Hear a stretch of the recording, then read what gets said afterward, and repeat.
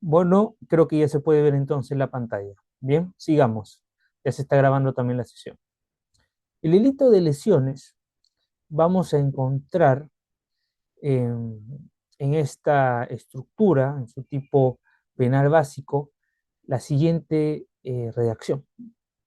Y aquí lo que, en resumen, podemos decir que es el tipo penal se configura cuando hay un daño, cuando alguien ejerce o realiza un daño en la salud física o que repercute en la salud física o mental de alguien. ¿Bien? Y este daño o esta lesión tiene una condición o un requisito objetivo para configurar el tipo penal.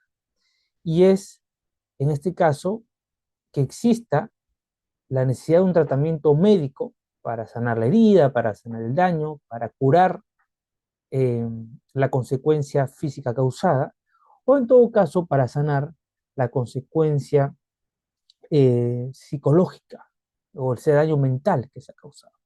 Bien, ahora, si volvemos a la redacción del tipo, claro, se señala que se requiere algo más que una primera asistencia médica o facultativa, dice aquí, ¿no?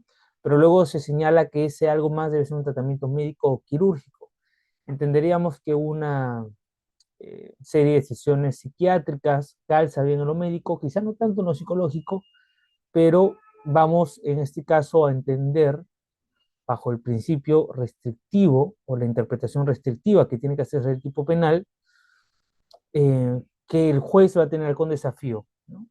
Porque podría quedar alguien, un defensor podría alegar que solo se está señalando para esta configuración delictiva tratamiento médico, no psicológico, pero bueno, ya vamos a ver luego cómo ha interpretado la jurisprudencia eh, española, ¿no? Y aquí lo que sí es importante señalar es que lesión se confunde muchas veces con el acto de golpear, cuando en realidad lesionar es quizás sinónimo de dañar, y no todo golpe genera un daño, por lo menos en los requisitos que se exigen para este tipo básico. Entonces, quizá un golpe podría calificar solo en lo que se conoce como maltrato de obra, bien, que está en el artículo 147.3, donde es un tipo penal menor, ¿no? De hecho, incluso creo que solo es de 1 a 3 meses de multa, ¿no? Pero digamos que ese sería el delito por meter un puñete, por ejemplo, a lo mejor a alguien, y bueno, no le voy a causar nada más que a lo mejor no le causó daño propiamente, ¿no? Por ahí una mancha en la piel momentánea, ¿no? Quizá un pequeño moretón, pero que no va a requerir propiamente de tratamiento médico. Ahora, algunos se preguntan, ¿cuál es finalmente el objetivo de este tipo penal? ¿Cuál es la conducta? ¿Cuál es la regla de conducta que se quiere proteger mediante el derecho penal? Y aquí tenemos un, una línea interpretativa de aquellos que señalan que habría que diferenciar cuando la gente tiene ánimo de lesionar y cuando tiene ánimo de matar, es decir, cuando tiene ánimos ledendi o ánimos mecánicos. Y claro, dirían en el caso que ese ánimo ledendi era el ánimo de dañar, vamos a imputarle solo delito de lesión, y si más bien el ánimo era de acabar con la vida de esa persona, podría ser el delito de homicidio en tentativa. Bien.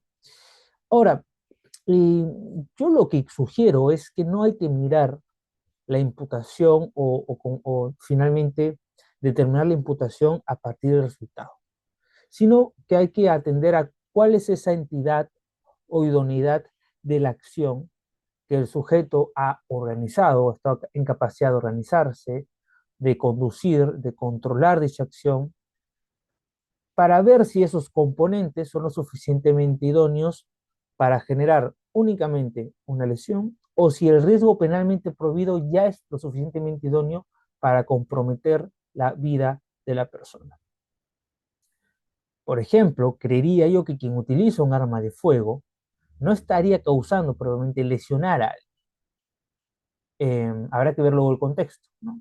Pero por lo menos encontramos un componente de si voy y le disparo y, por ejemplo, le cayó, no sé, en el riñón o en el pulmón, comprometió uno de estos órganos, pero no muere la persona, no puede decir, no, yo solo quise lesionarlo, o más allá de querer, porque ese es el problema, cuando nos quedamos con el criterio del ánimos, ¿no?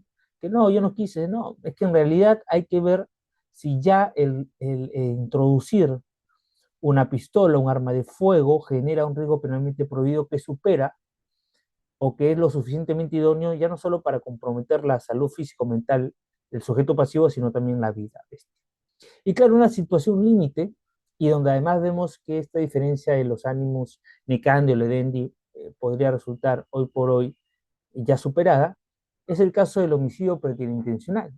Imaginemos el caso de alguien que quiere lesionar a la otra persona, empujándolo por las escaleras, o metiéndole un empujón o un puñete en una situación peligrosa como un balcón. Esta persona a la hora de recibir el puñete retrocede, se cae por el balcón, cae muchos pisos y muere. Claro, a lo mejor en ese contexto, la capacidad de dirigir una violencia física al sujeto pasivo ya tiene unos componentes en donde quien ejerce la acción de fuerza pudo haber previsto que podría tener un resultado mayor, ¿no? Esto vendría a ser una especie de dolo eventual. Eh, no creería yo imprudencia grave, pero esto se puede determinar en función a la capacidad cognitiva que tenía el sujeto, como ya hemos visto en sesiones pasadas. ¿Cuándo se configura entonces el tipo objetivo penal en este caso? ¿No? Eh, Insisto, acabamos de ver, se tiene que requerir de un tratamiento médico quirúrgico. Y ojo aquí, según esto ya lo ha señalado la jurisprudencia penal española, no se trata de que efectivamente aquel que sufrió la lesión haya realizado el tratamiento médico y ahí recién se configura el tipo, no, evidentemente no, sino que se va a entender que la entidad de la lesión requiere de por sí para sanar o requeriría para sanar de manera óptima, ¿no? De la mejor manera, si se quiere en términos médicos, un tratamiento, ¿no? Porque claro, por ahí la persona nunca atendió en la lesión. Y luego también esto será interesante, eh, y esto bueno, ya lo hemos visto antes en teoría general del derecho penal, cuando hablamos, por ejemplo, del caso que alguien genera una herida, una lesión a alguien, y la víctima, el sujeto pasivo, no atiende o no cumple con ese deber de diligencia, por ejemplo, una herida en el brazo, finalmente deja eso allí, luego hay una infección por la propia exposición de la víctima, ha generado un riesgo mayor y terminan imputándole el brazo. Consideramos todos que imputarle el resultado de pérdida de brazo a quien lastimó y generó una herida, por ejemplo, en el brazo, sería algo desproporcionado, porque ya en ese momento aquel que tiene la herida tiene en su esfera de organización la responsabilidad de ir y atenderse de cerca. Pero esa es otra discusión. Aquí lo importante para entender la configuración del delito de lesiones es que el resultado requiere una cualificación. Ese resultado requiere, y en este caso esa cualificación es un tratamiento médico. ¿Y cómo se entiende el tratamiento médico según la sentencia del Tribunal Supremo? Como todo procedimiento o sistema utilizado para curar una enfermedad o para reducir sus consecuencias. Y por ahí que entendemos entonces el tratamiento quirúrgico en el tipo penal como algo distinto, ¿no? Que ya es la intervención, eh, por ejemplo, actos de satura. Aquí lo vamos a ver en la siguiente diapositiva.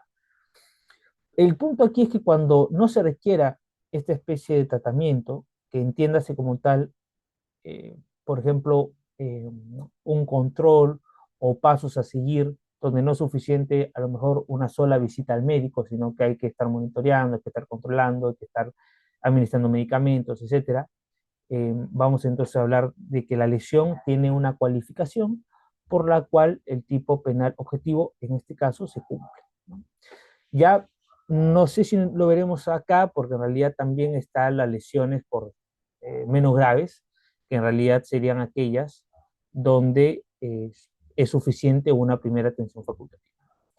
Ahora, lo interesante aquí, ya luego ver en la parte procesal, la necesidad de pasar por el médico legista, ¿no? Porque alguien que tiene una lesión y en el momento no va y denuncia, pues luego las marcas de la lesión van a ir, eh, digamos, con el propio tiempo sanando. Digo, a lo mejor no de la manera más óptima, pero por ejemplo un hematoma, ¿no? Tiene una colorización según y una notoriedad según haya sido más reciente el golpe. Entonces, es importante luego a nivel procesal ver que también se va a requerir algunas evidencias para la comprobación. Y bueno, ya lo decía, ¿no? El Tribunal Supremo, la jurisprudencia española ya ha señalado que ejemplo de lesiones que cumplen con el tipo objetivo que estamos revisando va a ser los actos de sutura, la administración de fármacos, eh, inmovilización, por ejemplo, de alguna articulación o extremidad, el uso de collarines, por ejemplo. Y luego también a nivel mental, ya lo decía yo, ¿no? O sea, el tratamiento psicológico también entrará en este caso, al igual que el tratamiento psiquiátrico, que propiamente es el tratamiento. Vamos luego a encontrar que también este tipo penal, el delito como tal de lesiones, puede tener una regulación o una consecuencia penal distinta, agravada, y va a diferenciarse el tipo básico en función al sujeto. ¿Ya? Por ejemplo, bueno, ya en el caso del artículo 147, que lo acabamos de ver, no se requiere cualificación especial ni de parte del sujeto activo ni de parte del sujeto pasivo, el ofendido o la víctima del delito.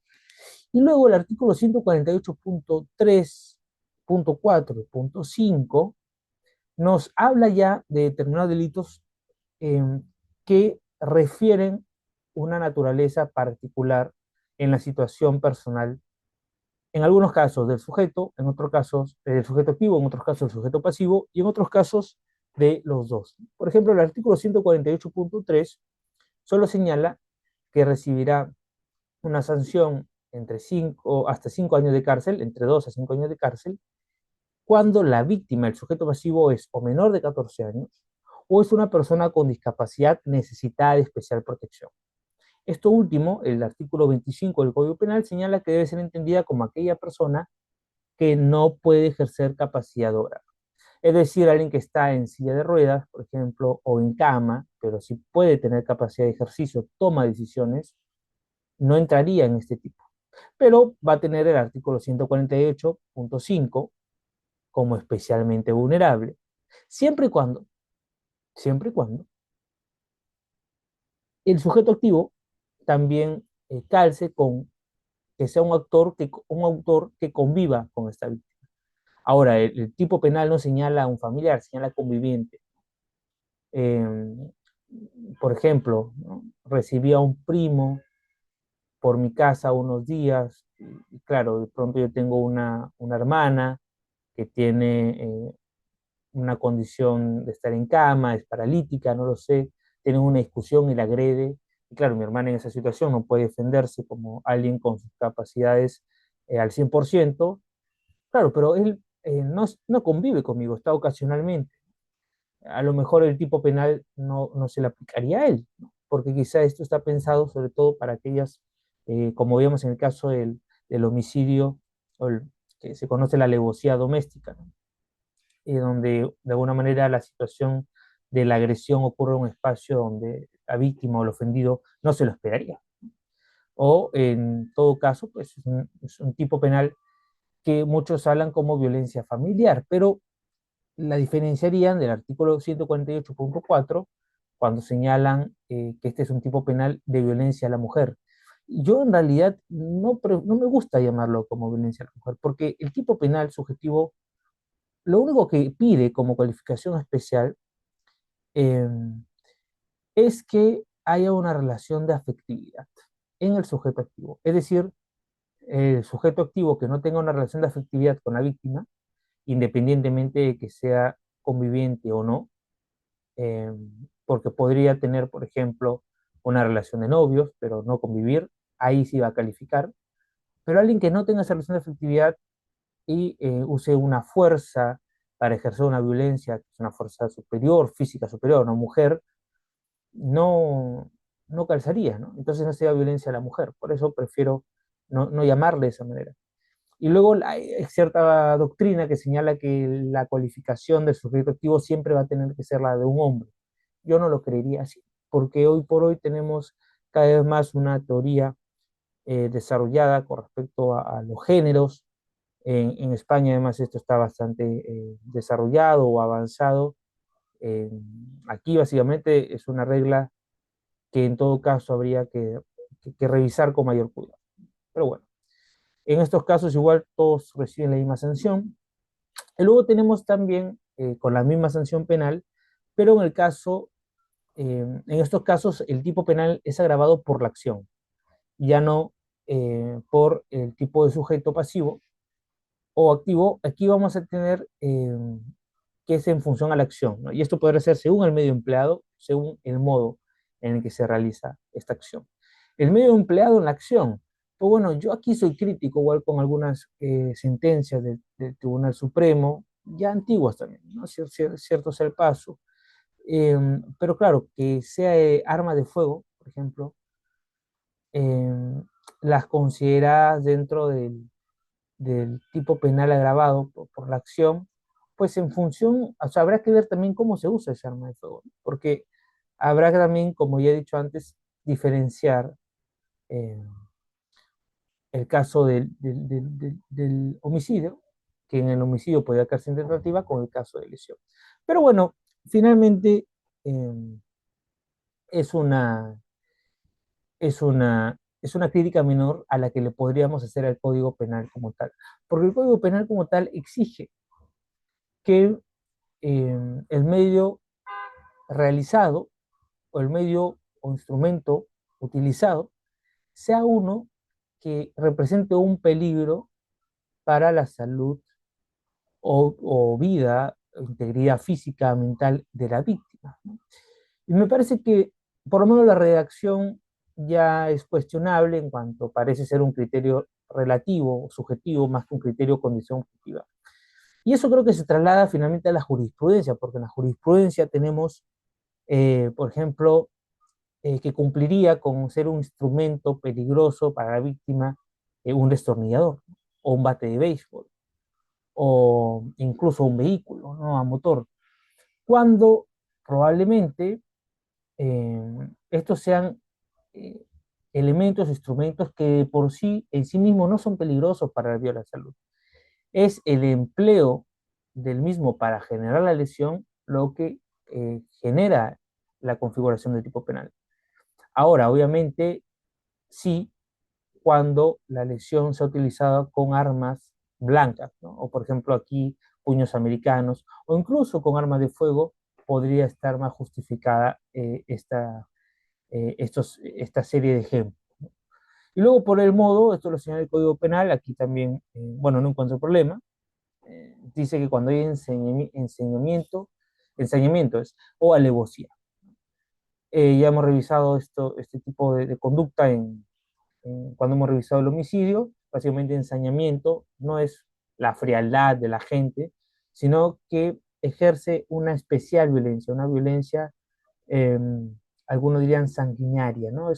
Eh, no, la lesión es de una entidad donde se ha realizado pues con barbarie, dice la jurisprudencia, ¿no? Es decir, el reproche penal cae sobre un sujeto que tiene una creación de riesgos por exceso en lo permitido a nivel penal, es una persona desadaptada ya, que podría generar un peligro para otras personas. Y alevosía, bueno, cuando se ejecuta con ocultamiento o asegurando que la víctima no pueda defenderse, ¿no?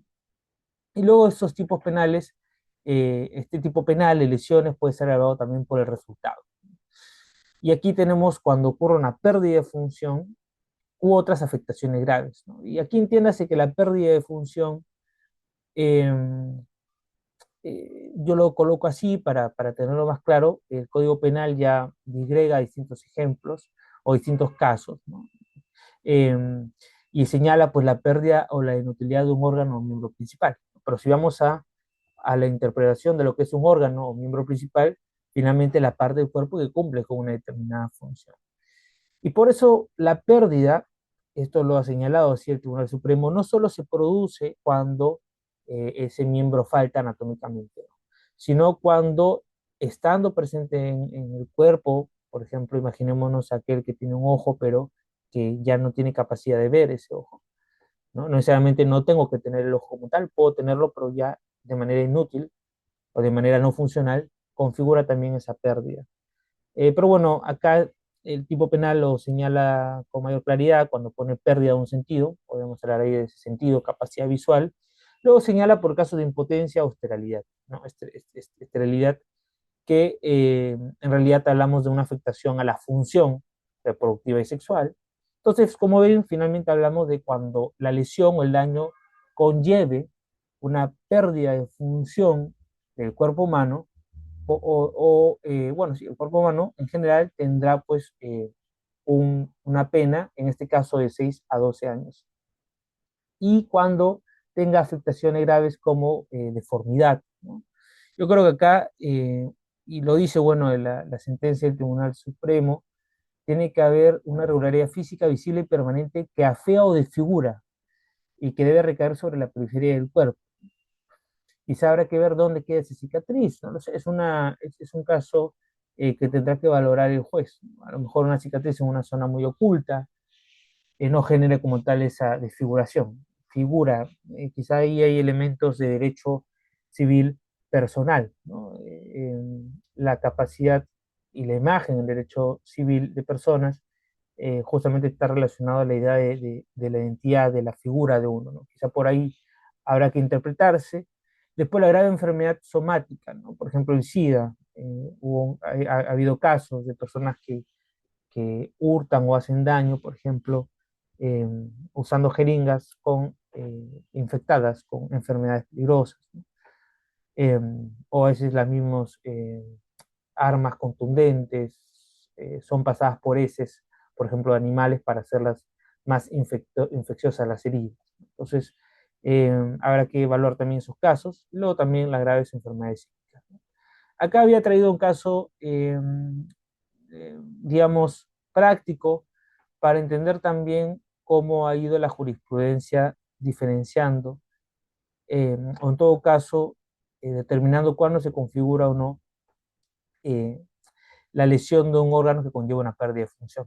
Por ejemplo, claro, tenemos el testículo versus ovario, porque en el caso del testículo, la jurisprudencia ha considerado que la pérdida de uno no conlleva la pérdida como tal de la función eh, reproductiva, eh, y tampoco de la función endocrinológica o endocrina con respecto a la producción de testosterona. Entonces, señala que, bueno, si bien es cierto, dos testículos como natural funcionan mejor que uno, todavía estas funciones tienen un componente óptimo para trabajar. Y en el caso del ovario se ha dicho que en cambio aquí la función endocrina y también la función reproductiva ya se ven comprometidas a un nivel que no permite un funcionamiento normal o regular en la mayoría de casos. Entonces, básicamente es el criterio de la pérdida de función, como hemos visto hace un rato, es el que van a tener que tener en cuenta para aplicar. Y luego, a partir de aquí, creo que ya salimos del delito de lesiones, aunque el Código Penal tenga estos artículos dentro eh, de este capítulo de delito de lesiones, como va a ser, por ejemplo, la mutilación genital, ¿no? Y aquí en realidad yo creo que da para otra sesión donde se analice o explique si realmente la mutilación genital es un delito de lesión, ¿no? Porque, ojo, acuérdense, no solo tiene que generarse una alteración o manipulación en el espacio físico, con el cuerpo, en lo físico, en la materia del ser humano, sino que la misma requiere luego un tratamiento médico, un tratamiento quirúrgico. Y esto me lleva también a recordar que en el caso del delito de lesiones, también el Código Penal establece que no habrá o no se configurará el delito cuando la víctima, teniendo capacidad de expresar, y esto en función a su mayoría de edad, por ejemplo, o su capacidad de discernimiento, teniendo capacidad de expresar su consentimiento, da el consentimiento para recibir ese tipo de lesión. Y no hace una diferencia por el tipo de lesión, solo dice que no habrá delito de lesión cuando haya consentimiento de la víctima.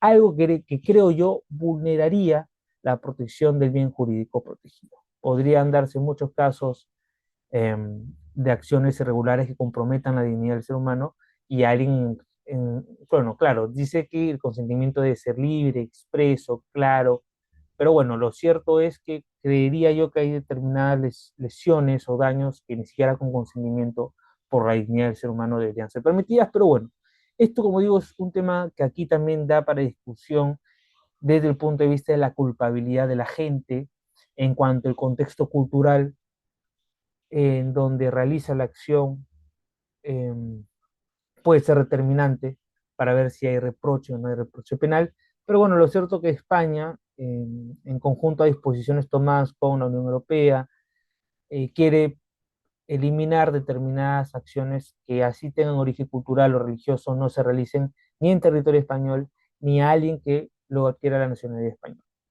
Bien, eh, estos procedimientos, acá solo traje un ejemplo, puede ser la circuncisión, en el caso del judaísmo. Y bueno, como digo, será distinto de la castración luego forzada. ¿No? Pero nótese luego también el tema importante acá de que hablamos de menores de edad que no están en capacidad todavía de dar consentimiento en la mayoría de casos y donde quienes realizan estas acciones son sus progenitores, son sus apoderados. Y en ese sentido habrá que luego traer aquí también una discusión sobre la libertad de conciencia, la libertad religiosa, la capacidad de los padres para introducir a sus hijos en determinadas prácticas como estas. Pero bueno, yo no vamos a entrar a desarrollar este punto porque como digo, creo yo, excede el análisis de esta sesión. Y después también tenemos el delito de riña tumultaria, que claro, la acción describe lo que decía antes, ¿no? Esta especie de golpes, de enfrentamiento, pero el delito de lesión no va por ahí. Y acá en realidad lo que encontramos es un delito, ni siquiera de resultado, es un delito de peligro, y que pareciera que fuera de peligro no abstracto, sino de peligro concreto además, porque tienen que haber determinados medios, instrumentos y determinadas personas expuestas a una posible lesión, ¿no? Es decir, acá el solo comportamiento de reñirse, de enfrentarse con una ansiedad tumultuosa, ¿no? Aquí tiene que ver por lo menos más de dos personas, eh, genera un riesgo prohibido. Es un delito de comportamiento, no es un delito de resultado como si es el delito de lesión, ¿no? Y hay otros artículos también en el Código Penal que no guardan relación con el tipo de delito de lesión, ya podrán ustedes revisarlos, pero son delitos sobre todo relacionados al mercado negro de órganos, sobre el que difunde, vende, etcétera, órganos, o también relacionados a delitos de difusión de información que promueven conductas contra la integridad física y mental. Esto está en el artículo 56 ter y viene precisamente del desarrollo que con mayor profundidad se ha hecho en la Ley Orgánica 8/2021 sobre la punibilidad de aquellos actos de promoción o difusión que genera pues comportamientos, sobre todo en los menores, relacionados al suicidio o a la autolesión o relacionados también a trastornos alimenticios. Y bueno, tiene relación este delito con el bien jurídico protegido, que es la salud física, salud mental, ¿no? Integridad física, integridad mental, pero como se ve en el tipo penal, su estructura no es propiamente la de un delito de lesión. Pero bueno, el Código Penal lo tiene allí, yo quería igual traer esa reflexión a la sesión, y bueno, ahora sí pasamos a las preguntas, porque bueno, como ven, eh, ya aquí terminamos por hoy. Así que bueno, los escucho y voy a dejar de compartir para poder pasar a ello.